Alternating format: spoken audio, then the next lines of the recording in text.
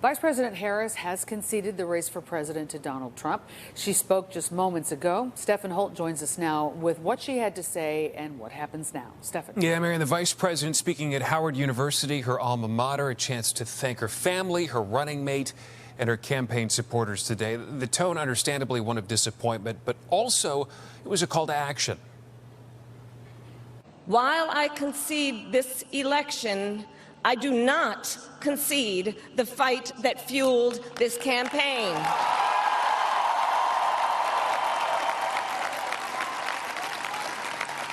The fight for freedom, for opportunity, for fairness, and the dignity of all people.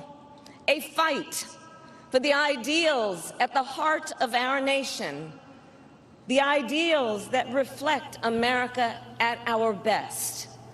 That is a fight I will never give up.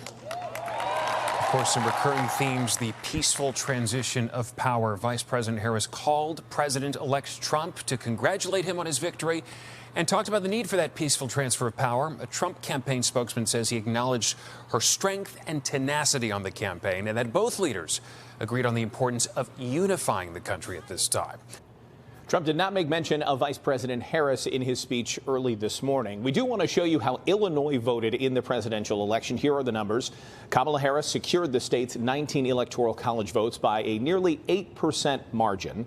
More than 53% of people you see of Illinois voters cast their ballots for the Harris-Walz Democratic ticket. Just over 45% voted for the Republican opponents, Donald Trump and J.D. Vance. And while Harris won, you can see there, the big takeaway is that she had the smallest margin of victory here in the state since Bill Clinton in 1992. And there are lots of lessons here for both parties to take away. Political reporter Marianne Ahern is here now. After speaking to sources, what does the day after look like to them and to you as a political reporter?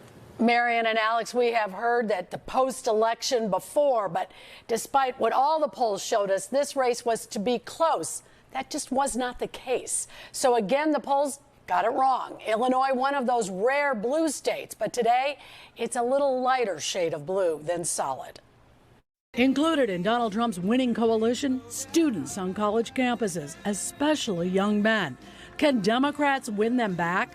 Political strategist Jordan Abadea. I think we have a whole swath of young men who are coming up listening to a different media ecosystem than their young women counterparts are. House Republican leader Tony McCombie on what the Democrats should have done. You should have let the voters choose who was the candidate, and that didn't happen. Flying a Trump flag at Chicago City Council today, Alderman Nick Sposato agrees. How could real Democrats stand for what they did by the bait and switch, whether it was Biden and then they pull him out and put her in there when she wasn't elected? She was basically selected. Sposato's ward among 7 Chicago wards where Donald Trump received more than 40% of the vote.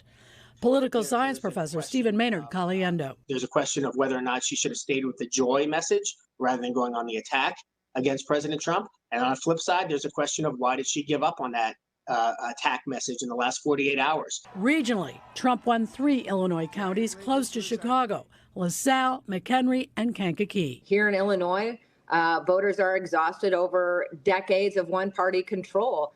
People are voting with their pocketbook. And that pocketbook concern hits home with male Latino voters who increased by more than 15% for Trump from 2020 in national exit polls. I think Trump had the benefit of the economy being the issue that people cared about, particularly with men who feel like in the last 10, 15, 20 years, they've lost the ability to be the sole providers for their families. They've lost the ability to have manufacturing jobs.